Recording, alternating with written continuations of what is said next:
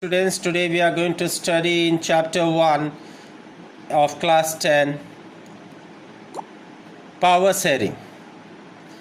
How power sharing is desirable in those countries which is called democracy. Today we are going to study about Sri Lanka. Sri Lanka is an island nation in the Indian Ocean. It's just a few kilometers of the southern coast of Tamil Nadu. Sri Lanka has a diverse population of about 2 crore people, with 74% were recognized as Sinhalese and around 18% of Tamils. The main issue of the social conflict in Sri Lanka between the Sinhalese, between the Sri Lankan Tamil and Indian Tamils were political, social and economic rights. Since Sri Lanka achieved independence in 1948, and since that time the majority of the population of Sri Lanka, which was Sinhalas, they wanted to control over the entire nation by not granting any civic fundamental rights, neither political fundamental rights, to Sri Lankan Tamils and Indian Tamils, who were constituting around 13% of the Indian Tamils and Sri Lankan Tamils. Rest of them, they were the Christian communities residing there. So none of the minorities in Sri Lanka were going to get equal fundamental rights.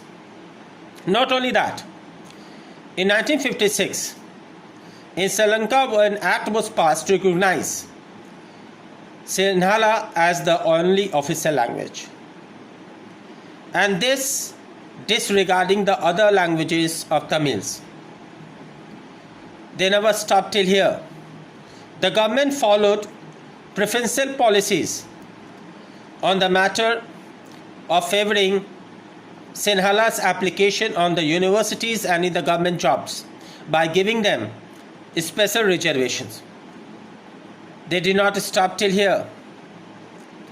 The Sri Lanka declared Buddhism as an official language and spared other languages not to be the part of Sri Lanka's religion. So naturally, the fundamental rights, the language, the religions, the differences in the jobs, this all made Indian Tamil and Sri Lankan Tamils to fight against the government.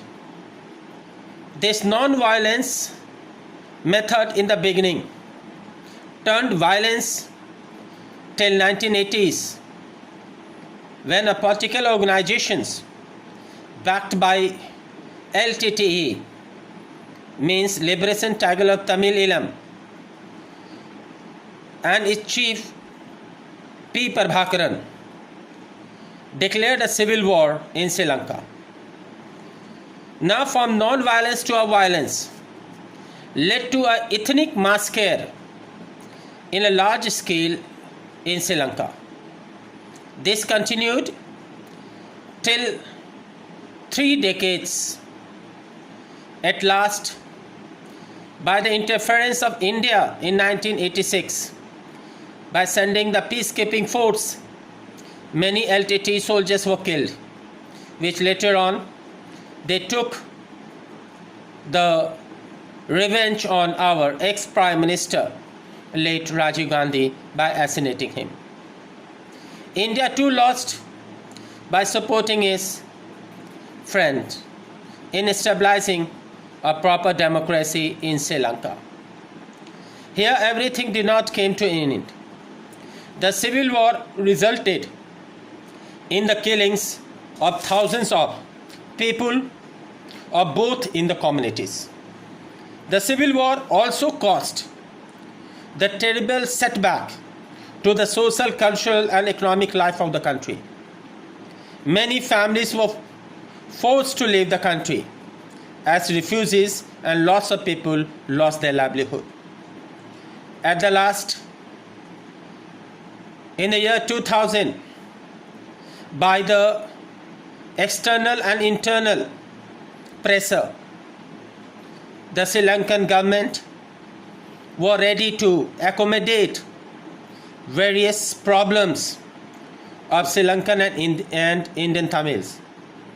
They accepted the cultural rights, they gave them the political rights, and when the power sharing was done in a smoothful manner way, Sri Lanka maintained its peace and prosperity in the country.